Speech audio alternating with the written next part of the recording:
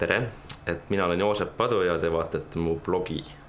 Et siis täna tutvustan teile Baldessarini Nordic Spiriti lõhnast ehk meeste parfüümist.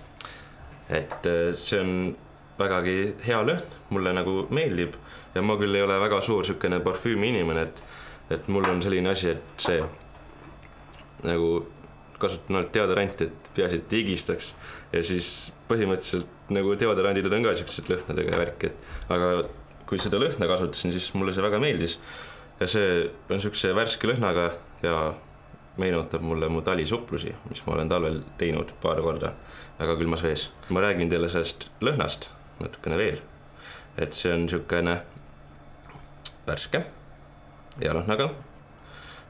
Pudel on selline, et natukene igast küljest. Keerutan seda siin niimoodi. Siinpool kusjuures on kompass, et see on väga vahva ja mulle meeldib selle pudeli disain, sest see on nagu põhimõtteliselt nagu tellingu raam, et nagu töötan ise tellingute peal nagu.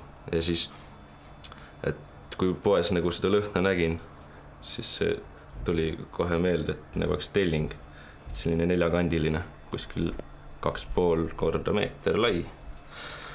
Ja siis nagu sellel on niisugune omapärane karrilehtede noot küljes, et see nagu eristabki seda teistest lõhnadest minu meelest, et see on nagu vägagi mõnus ja et jah, soovitan kindlasti meestele ja muidugi ka selle Baldessarini tunnuslause on, et separates the men from the boys, et eraldab mehed poistest. Vägagi hea lause, mulle meeldib. Et jah, aitäh teile, kes te kuulasite ja nägemist.